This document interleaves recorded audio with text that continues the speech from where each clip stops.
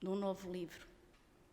Um livro que tem como título A Missão do Espiritismo. Um livro da autoria de Ramatiz,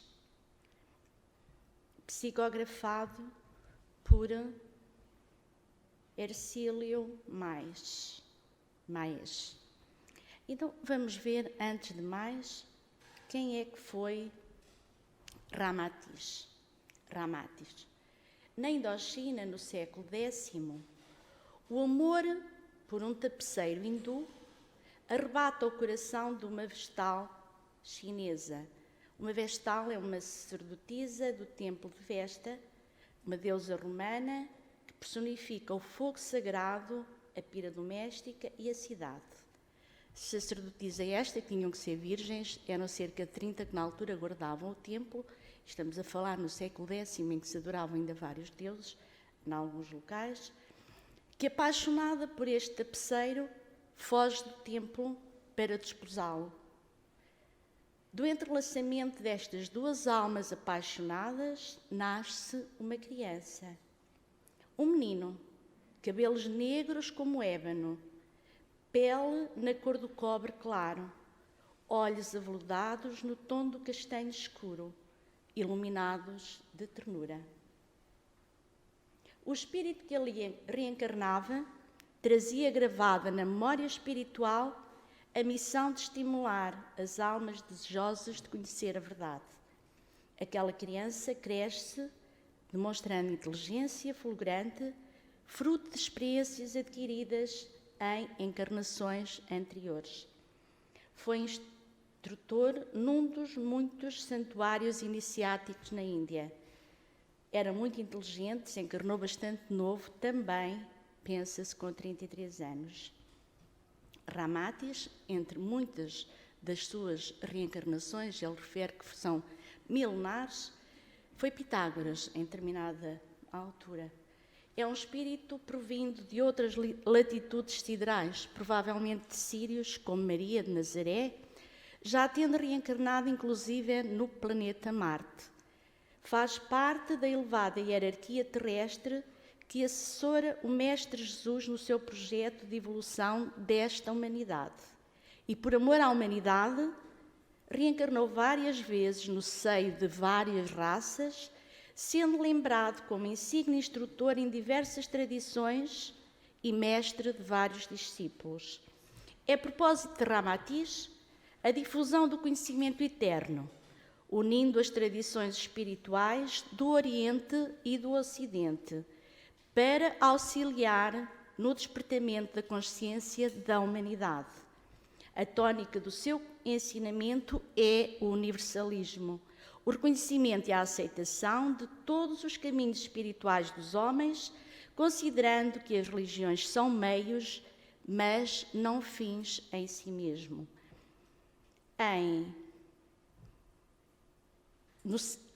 No ano 20 a.C., isto para termos depois uma ideia do porquê de alguns livros e da forma como ele escreve, viveu como filósofo judeu, era Filon de Alexandria, no tempo de Jesus. Deixou uma extensa obra escrita, tecendo correlação entre os preceitos da sabedoria oculta e a tradição esotérica hebraica. Foi um dos grandes críticos do Pentateuco mosaico, sendo conhecido como o primeiro pensador a aproximar os textos bíblicos às categorias da filosofia ocidental. Foi à Palestina encontrar-se com o mestre Nazareno e conviveu com ele, com os seus discípulos, com a família e com os seus seguidores.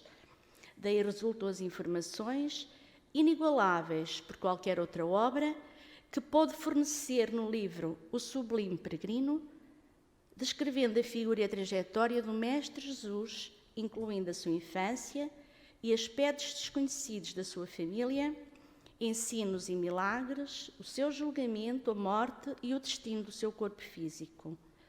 Na Atlântida, foi também para entendermos um pouco porque esta ligação de Ramatiz ao espiritismo.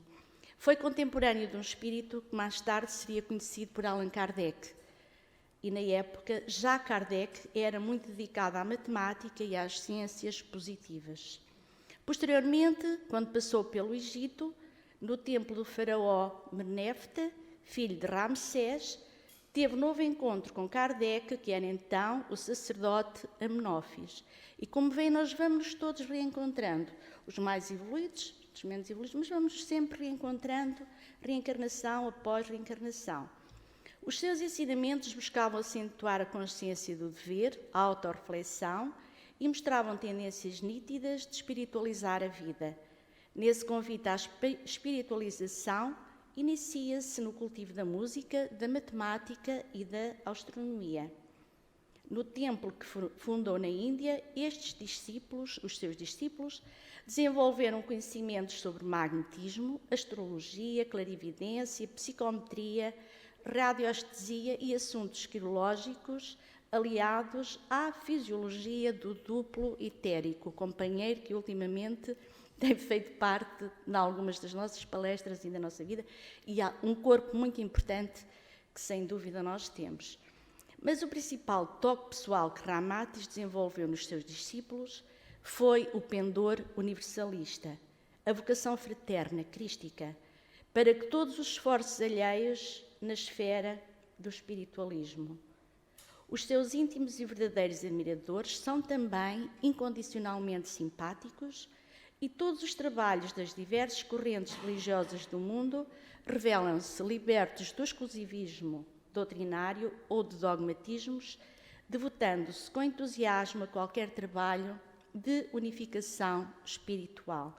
Um só Deus, uma só religião.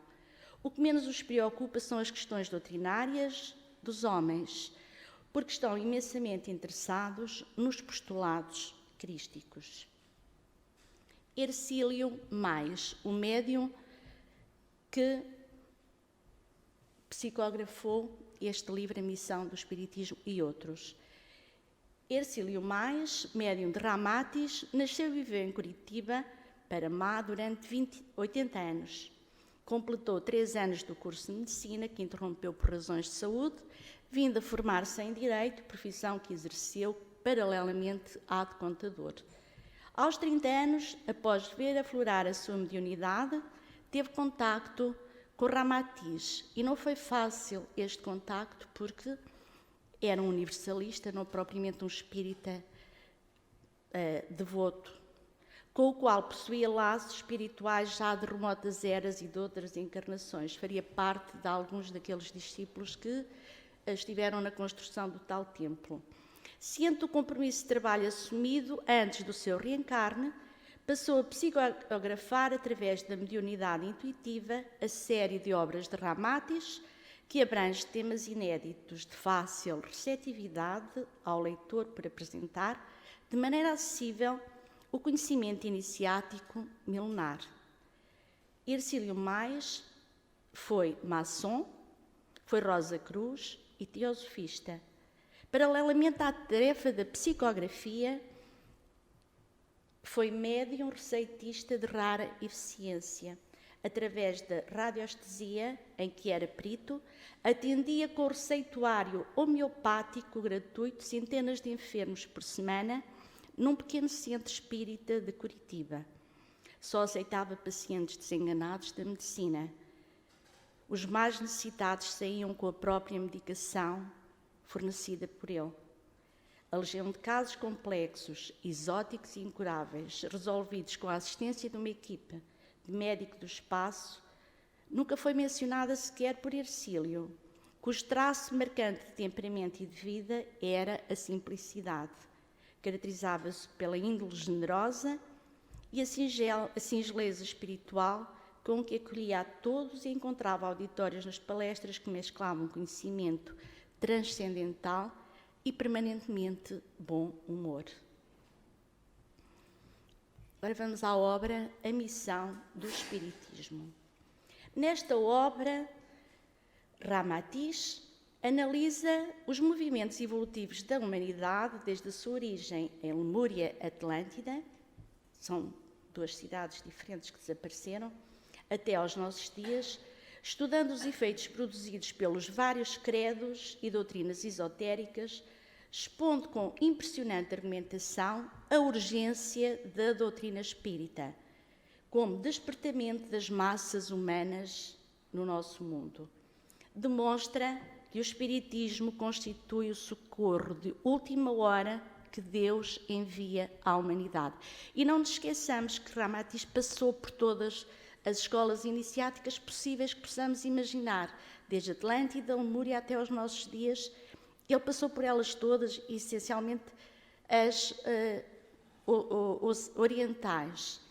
Ramatiz refere a missão transcendental da doutrina espírita, que ao invés de ser mais uma doutrina sectária exclusivista, foi prevista pelo alto como elo de união fraterna entre crenças e religiões, como síntese acessível ao homem contemporâneo das grandes verdades ocultas e iniciáticas, possibilita ao espírito ocidental, nesta época de transição planetária, efetuar aquilo que ele denomina a iniciação à luz do dia. Esta obra vai recordar a alta missão de solidariedade universal do Espiritismo como um movimento libertador de consciências, destacando sempre o ideal de fraternidade que o anima e a alta função de atender a todas as indagações do conhecimento humano.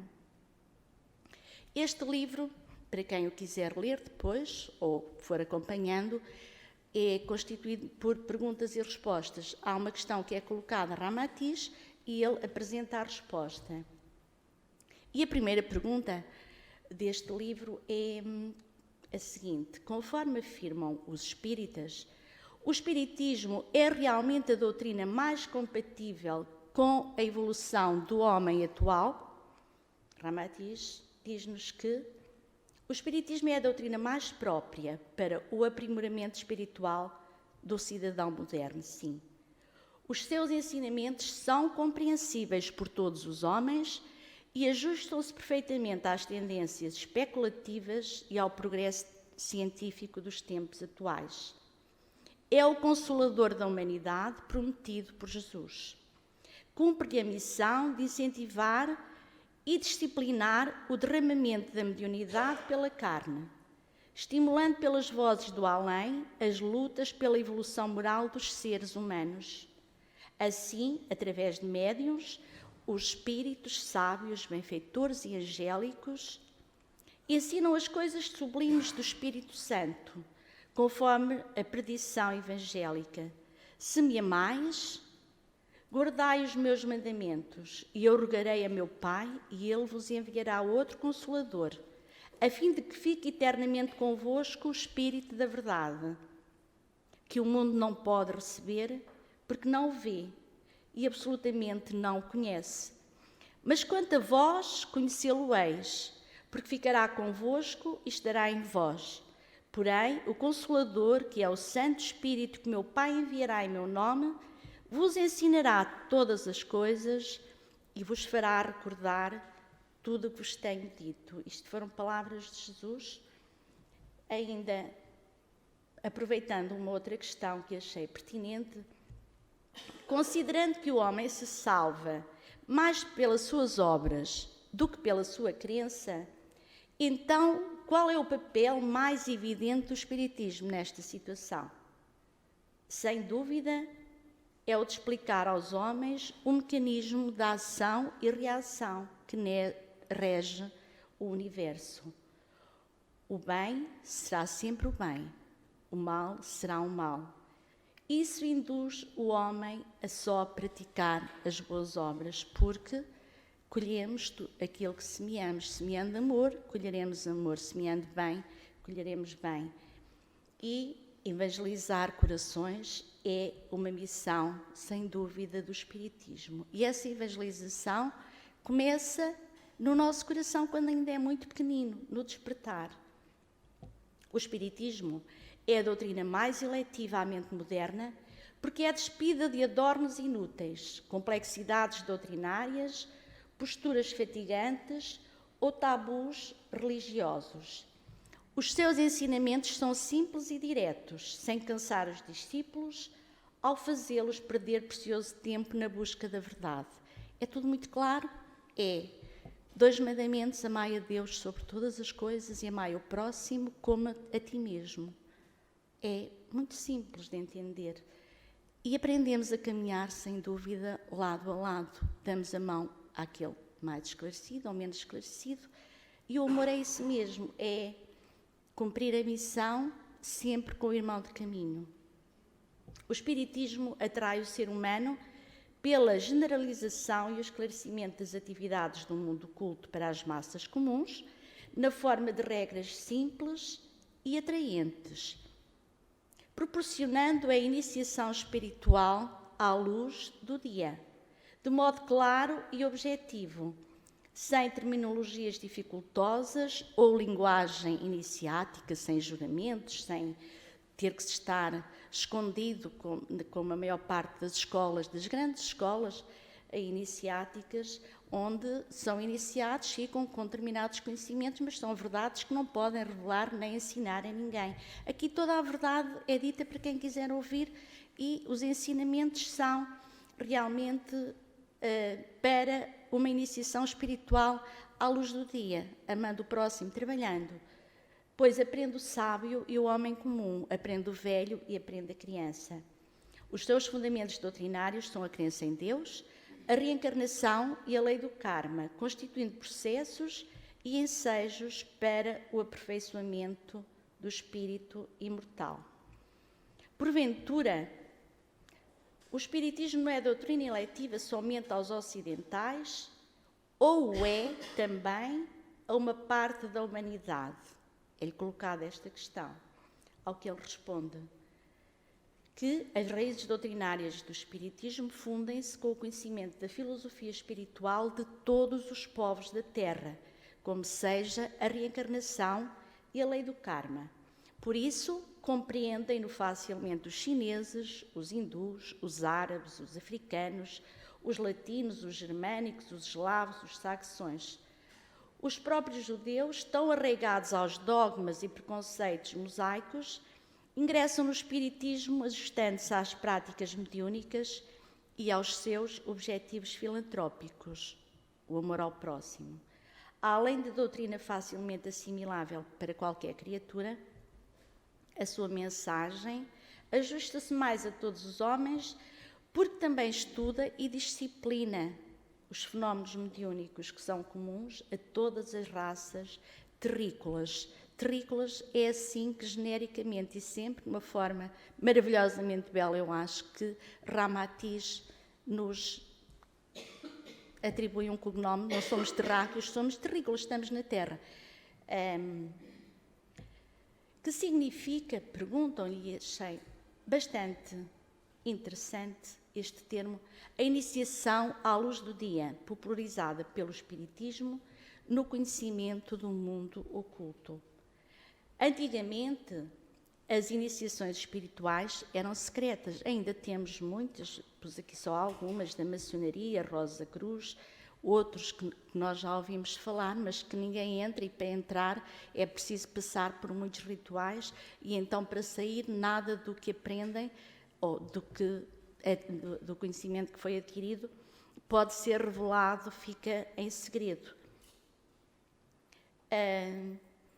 Antigamente as iniciações espirituais eram secretas, exclusivas das confrarias esotéricas, cujas provas simbólicas e até muitas vezes sacrificiais serviam para auferir o valor pessoal e o entendimento psíquico dos discípulos. Mas os candidatos, quando eram iniciados, já deviam possuir um certo desenvolvimento esotérico e algum domínio da vontade no mundo profano, para então serem graduados nas provas decisivas que tinham que prestar.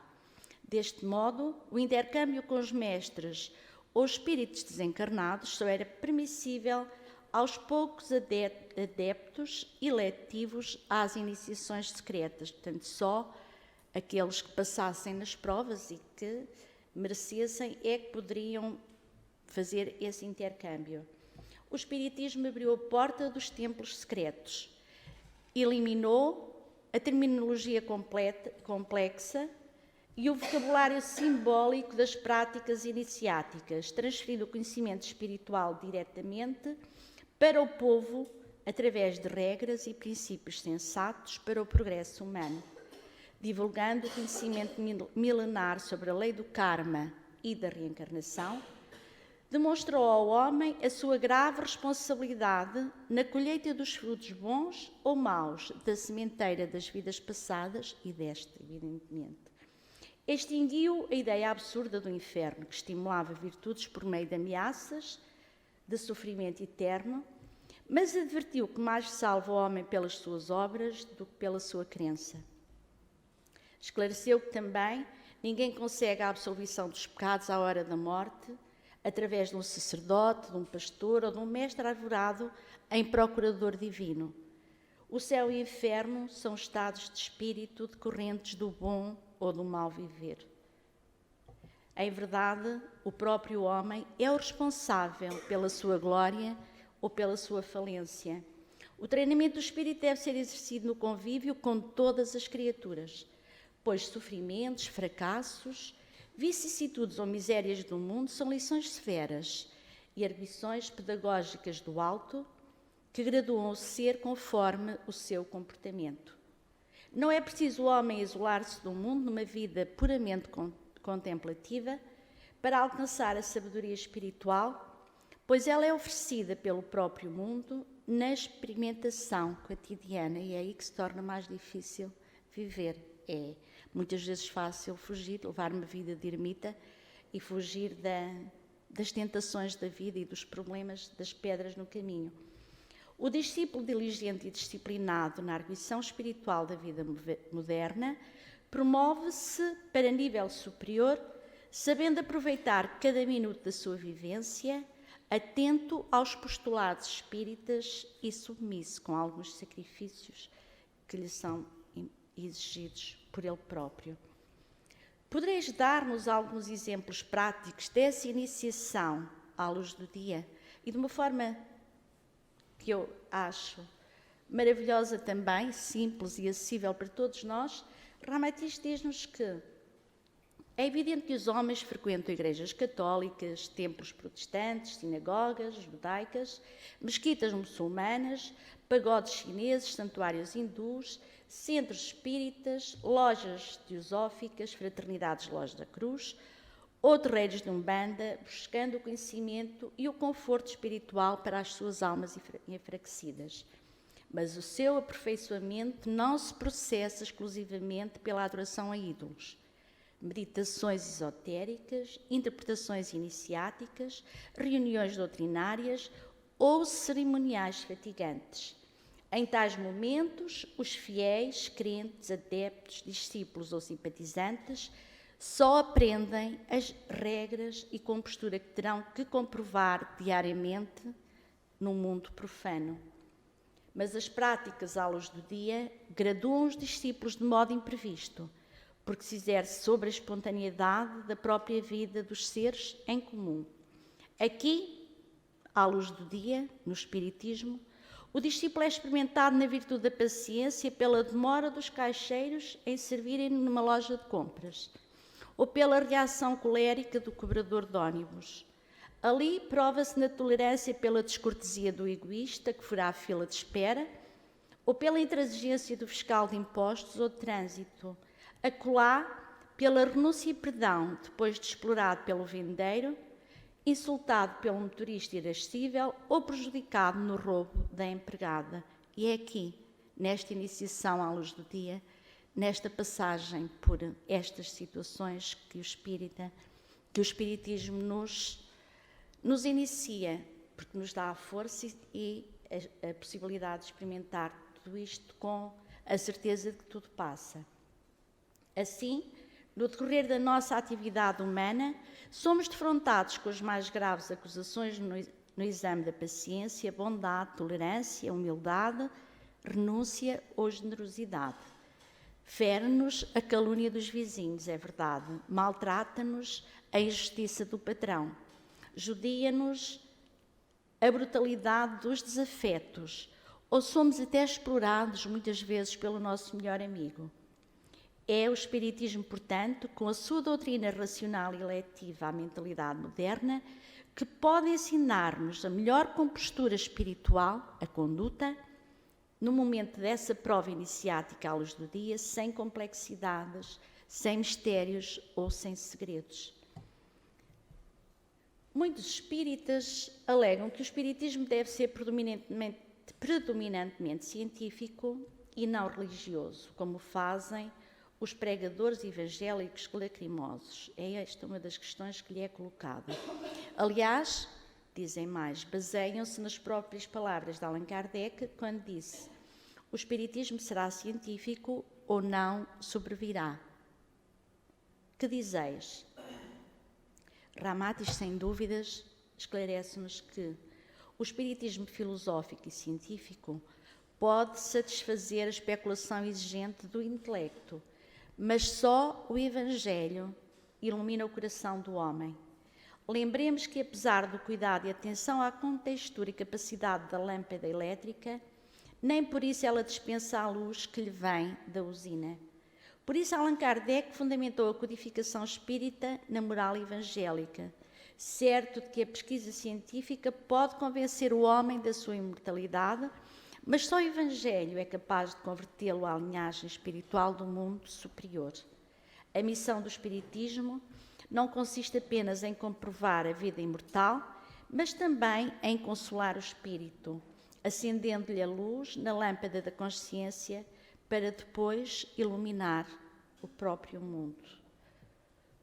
Considerando-se que o espiritismo codificado por Kardec não admite imagens, cultos, materiais, simbolismos cabalísticos, insígnias, paramentos, ninguém anda aqui de fardas, nem com aquelas coisas que se usam em muitas das organizações mais iniciáticas, é evidente que a sua mensagem espiritual não será vulgarizada por sectarismos religiosos, nem desfigurada pelos enfeites ou cerimoniais do mundo. Não existe sequer um templo apropriado para a adoração com a divindade. Admite, sim, a reunião evangélica no próprio lar, ou abrigo à mão em qualquer canto, sob a recomendação do Mestre que diz: onde estiverem 2 ou mais reunidos em meu nome, eu também ali estarei em espírito. Desde que a ciência, contudo, é sinónimo de pesquisa e exatidão, o espiritismo é predominantemente científico, pois além da sua pesquisa incessante sobre a vida oculta, distingue-se pela exatidão dos seus princípios claros e insubstituíveis, porque não dependem de fórmulas, dogmas ou fantasias religiosas. O espiritismo apenas popularizou de modo disciplinado e bastante fácil para a mente moderna os conhecimentos que se estiolavam na intimidade dos templos fraternistas, velados pelas dificuldades da terminologia iniciática. A codificação espírita, efetuada por Allan Kardec, transformou-se num copo de água límpida e sem qualquer colorido particular, perfeitamente eletiva à mentalidade ocidental e avessa aos adornos e superstições do agrado oriental. Sabemos que Allan Kardec adotou o método indutivo nas suas experiências e a sua doutrina também brotou diretamente da observação dos factos. Assim, os postulados espíritas não são fruto direto das tradições de qualquer escola de espiritualismo oriental, pois o codificador não aceitou nenhuma afirmação a priorística, mas partiu da própria demonstração positiva para definir os seus princípios doutrinários. Kardec rejeitou o dogma da metempsicose quando os egípcios e hindus admitiam a transmigração da alma para o corpo de um animal como castigo pelos pecados mais graves cometidos pelo homem em vidas passadas. Os sacerdotes ensinavam ao povo que o espírito encarnaria na espécie mais adequada ao tipo do seu pecado. Por exemplo, um glutão renasceria no porco, o irascível renasceria num touro, o bruto no elefante e o teimoso num burro.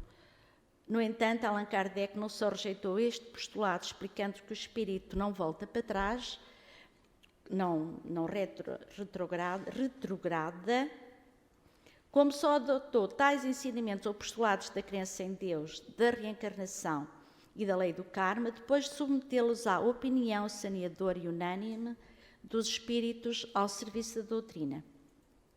Só os admitiu obediente à coerência do alto e pela sensatez na solução dos problemas do mundo transcendental, quando confirmaram satisfatoriamente a origem das diferenças entre os seres humanos, a consciência de existir, o destino, o livre-arbítrio, o bem e o mal, na transitoriedade da vida terrena.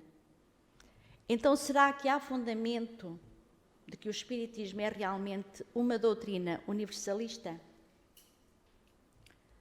Sem dúvida que é, porque o principal motivo da sua atuação e existência são os acontecimentos e problemas derivados do espírito, isto é, de uma entidade universal. O seu motivo fundamental é que o espírito imortal seja sempre luz, energia, chama, centelha ou ser imponderável e indescritível ao nosso entendimento humano, mas que seja sempre o elan da nossa consciência com o absoluto, o alimentador da vida e do universo, o espírito, o centro de tudo. Então, sendo uma doutrina universalista, porque é que alguns espíritas combatem outros credos, outras filosofias ou mensagens mediúnicas, inclusive até as vossas comunicações mediúnicas? Foi uma questão que lhe colocaram e Ramatiz, ao seu jeito, volta a repetir. O espiritismo é universalista, mas não lhe cabe a culpa se muitos espíritas desmentem essa salutar conceituação e desperdiçam o seu precioso tempo no julgamento e agressividade mental aos demais trabalhadores da espiritualidade. Mas alguns confrades alegam a necessidade imperiosa de se defender de princípios sensatos, os princípios sensatos do espiritismo, evitando-se a promiscuidade das misturas e sincretismos religiosos. O que é que Ramatiz responde a esta situação? Que este argumento é muito débil, pois o que é invulnerável à influência ou agressão alheia jamais precisa de defesa. Porque uma roseira plantada em qualquer terreno continua a dar rosas sem o perigo de produzir batatas ou limões. E ele escreve taxativamente assim. Evidentemente, muitos espíritas ainda revivem os dogmas dos velhos credos que esposaram nesta ou em reencarnações passadas. Revelam no meio espírita a mesma intolerância religiosa, a sisudez pessimista e má disposição para com as ideias e labores alheios que ultrapassem as fronteiras das suas convicções e simpatias. Mas só a convicção absoluta pode afiançar a fé que remove montanhas. Só uma fé viva, contínua e forte sustenta qualquer ideal, cuja espécie de fé também recomendamos para os espíritas temerosos de confusão, que é a fé viva, a fé confiante, a fé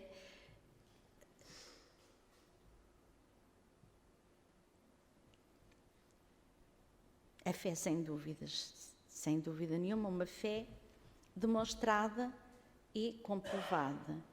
E temos assim que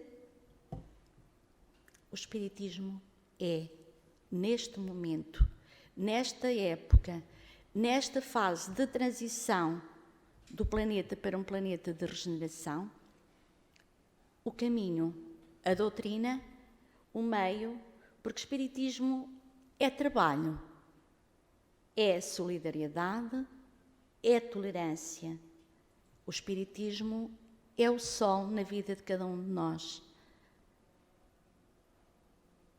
Um dia, todos nós seremos espíritas. É esta a mensagem que Ramatiz nos deixa. E agradecendo-lhe a forma tão bela para alguém que veio de outras escolas, como ele diz, em reencarnações siderais, que correu para chegar até esta conclusão, passou provavelmente por todas as escolas iniciáticas, por todas as religiões, por todos os credos, os que nós conhecemos e os que nós nem conseguiremos imaginar, para nos dizer que é hora de sermos e continuarmos a ser iniciados à luz do dia, não no esconderijo do secretismo das escolas ocultas, a entrar com aquelas vestes e sair com os galardões. Não, há que trabalhar. E essa é a diferença do espiritismo para com todos os outros entendimentos da vida espiritual. É o trabalho, a solidariedade, a tolerância e a luz que se faz em cada um de nós cada vez que vamos adquirindo e percebendo mais que o caminho se faz pelo trabalho, na seara do Mestre, na seara do amor. Obrigada a todos.